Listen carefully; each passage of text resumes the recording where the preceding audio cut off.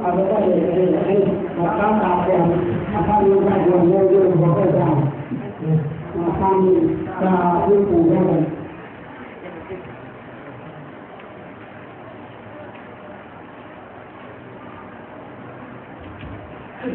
วันนี้ได้ดูกล่าว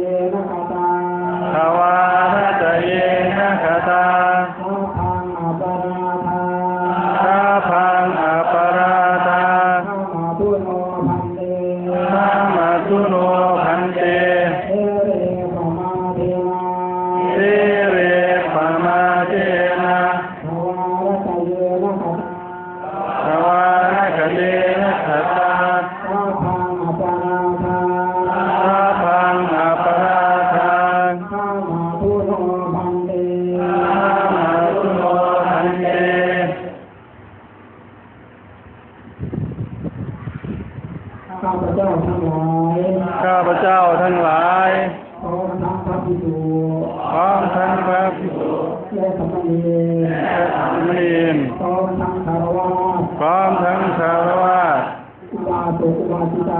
อุบาสกอุบาสิกาและประชาชนทั้งหลายข้าพเจ้าทั้งหลายขอขมาต่อคุณพระพุทธเจ้าต่อคุณพระธรรมต่อคุณพระสงฆ์และข้าพเจ้าจะขอขมาต่อคุณพ่อแม่ครูบาอาจารย์คุณหลวงปู่อำนาจปิยธรรมโมซึ่งข้าพเจ้าทั้งหลายได้เคยประมาทด้วยกายก็ดีด้วยวาจาก็ดีด้วยใจก็ดีตั้งแต่อดีตเป็นต้นมาจวบจนในวันนี้ที่ข้าพเจ้าตั้งใจก็ดีที่ตั้งใจก็ดีเจตนาก็ดีไม่เจตนาก็ดีขอคุณหลวงปู่อำนาจจงโปรดเมตตาอโหสิกรรมให้แก่พวกข้าพเจ้าทั้งหลายเมื่อข้าพเจ้าทั้งหลายจะอยู่ในสถานที่ใดขอจงเป็นผู้เจริญรุ่งเรืองขอให้จงเป็นผู้เจริญรุ่งเรืองทั้งทางโลกและทางธรรมได้เข้าถึงพระนิพพานเป็นที่สุดด้วยเถิดสาธุ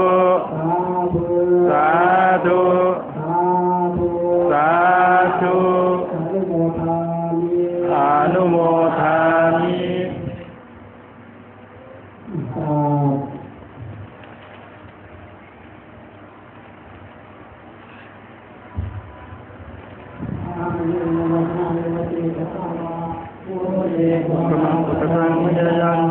โอโตปริคันนาตุอาจายันตังการันตเรสังวริตุมพุทธิ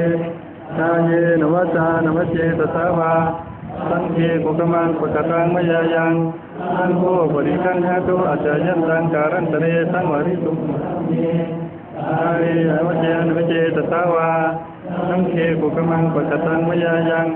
สังโฆปริคันนาตุอาจายันตังการันตเรสังวริตุมสังเฆ